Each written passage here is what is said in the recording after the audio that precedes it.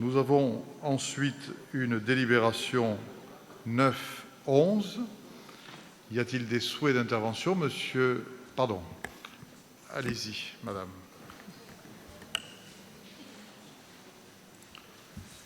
Merci. Monsieur le maire, chers collègues, pour cette délibération qui concerne la ZAC Guillaumet, ex-CEAT, nous voterons contre cette délibération. Pour mémoire, cette ZAC Guillaumet n'est pas une opération d'aménagement public, puisque votre majorité avait décidé de ne pas présenter la candidature d'Opidea, notre aménageur public, pour gérer la concession de Guillaumet. Pour remporter le dossier, l'opérateur privé avait rivalisé d'effets d'annonce. Il y a d'abord eu la piscine à vagues qui n'existera pas, puis la salle d'escalade qui ne sera pas non plus présente.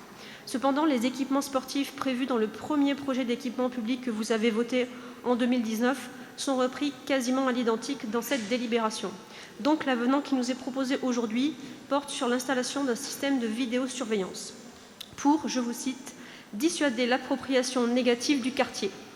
Nous aurions préféré un avenant permettant de prendre en considération les besoins des habitants et habitantes, et en particulier les associations représentatives de personnes en situation de handicap et à mobilité réduite, c'est-à-dire nos aînés, les parents avec les poussettes, les personnes en situation de handicap, qui préféraient sans doute un quartier dont les aménagements permettent une circulation apaisée et respectueuse de toutes et tous. Parmi les critiques fréquemment remontées par les associations de PMR, il y a un manque de bancs publics pour se reposer, un manque d'arceaux pour vélos permettant de ne pas les retrouver comme des entraves sur le cheminement. Trop souvent, l'absence de distinction entre les flux de vélos et de piétons. Et enfin, des chaussées et trottoirs trop étroits par rapport aux nouvelles préconisations du CEREMA. Venons-en à présent aux équipements publics.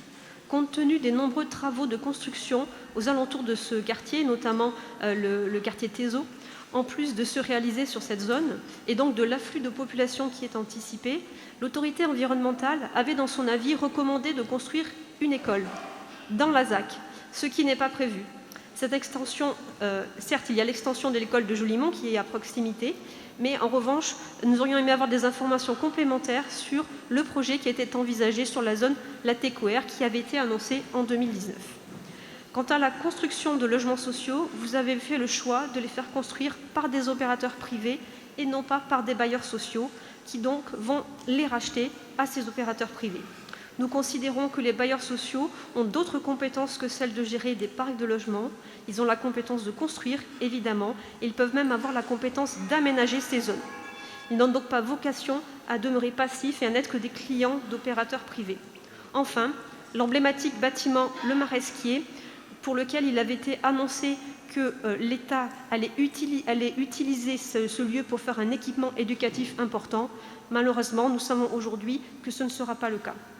En conclusion, alors que ce lieu aurait pu être un élément emblématique de la construction et de la densification du centre-ville urbain, vous avez perdu l'occasion en en faisant une ZAC privée. Ce projet a été ballotté au gré des aléas, sans vision et privilégiant les intérêts de quelques-uns au détriment des populations actuelles et à venir. Nous voterons donc contre cette délibération.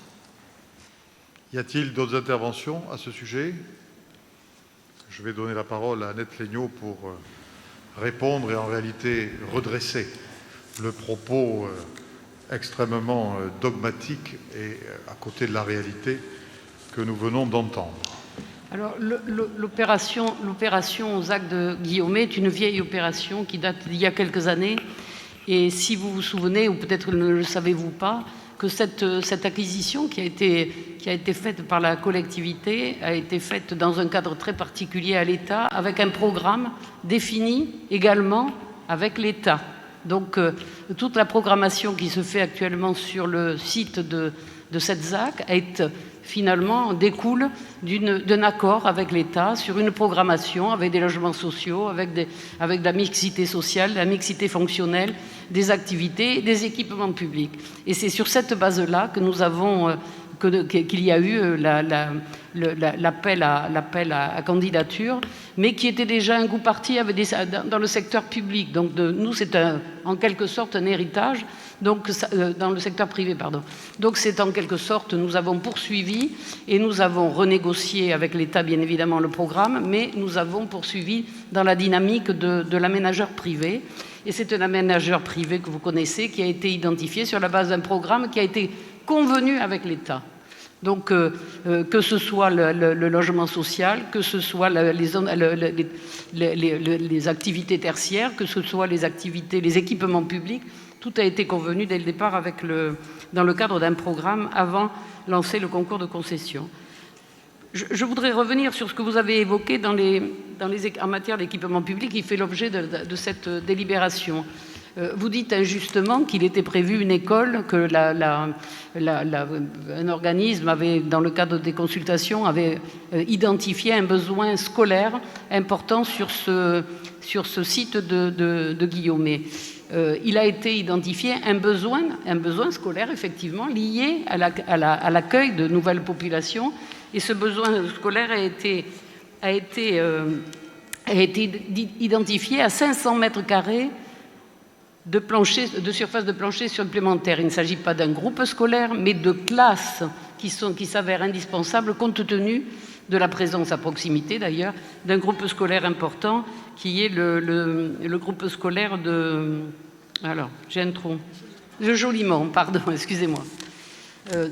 Voilà, donc ce qui correspond, et c'est ce qui est expliqué dans la délibération, ce qui correspond aux besoins générés par l'accueil de population sur le site de Guillaumet, c'est 500 mètres carrés. Donc ce sont des classes supplémentaires qui vont faire l'objet, d'ailleurs, qui vont être intégrées dans l'extension du groupe scolaire Jolimont. Sur l'ensemble du quartier, on a identifié, mais sur l'ensemble d'un quartier élargi, nous avons identifié un besoin de groupes scolaires supplémentaires et, vous le savez, nous sommes en train de travailler sur la création d'un groupe scolaire sur le site Latécoère. Donc les besoins en équipement scolaire seront largement pourvus sur l'ensemble de ces secteurs et dans l'immédiat, il s'agira d'accueillir les enfants dans un avenir proche sur l'extension du groupe scolaire de Jolimont. Alors, vous avez évoqué le Maresquier. Alors, le Maresquier, je ne sais pas, peut-être que ça ne vous convient pas, mais le site de Maresquier appartient aussi à l'État, et l'État a choisi d'y installer la cité administrative. Donc, les travaux, les réflexions, le projet est en cours. Un concours a été lancé pour accueillir les quelques 1200 agents de la cité administrative, et c'est une opération de l'État pour l'État. Alors, du coup, j'ai peut-être oublié des choses sur le site Guillaumet, que vous dire que l'opération de Guillaumet, tout ce que vous avez évoqué. Alors, si je voudrais insister sur un point, c'est que le programme de la consultation de l'aménageur a été a été concerté avec les habitants du quartier. Et c'est d'ailleurs le bilan de cette concertation qui a été intégré dans le cahier des charges de consultation de l'opérateur. Donc tous les habitants, je peux vous assurer que tous les habitants du quartier ont participé vraiment, ont travaillé sur un projet, et c'est ce projet qui a été intégré dans le cahier des charges. Et nous avons exigé, de la part de l'opérateur qui a été sélectionné, de poursuivre cette concertation, et concertation qui a continué et qui toujours continue, puisqu'il y a toujours des relations assez étroites entre l'opérateur et les habitants du quartier, qui sont excessivement attentifs à ce qui se fait et jour après jour sont présents, puisqu'ils habitent pour la plupart à proximité de ce quartier, et nous avons souhaité, et tous d'ailleurs, tout le monde a souhaité que ce quartier soit un quartier du centre, c'est un cœur de ville, c'est une opération de centre-ville, de ville, voilà, qui est très très proche de la place du Capitole finalement, et qui est un morceau de ville qui doit s'intégrer dans le tissu existant, d'où la nécessité de beaucoup travailler avec les associations de riverains et de quartiers. Merci. Donc, sur cette délibération, je vous propose de voter. Qui ne participe pas, qui s'abstient, qui vote contre. C'est adopté.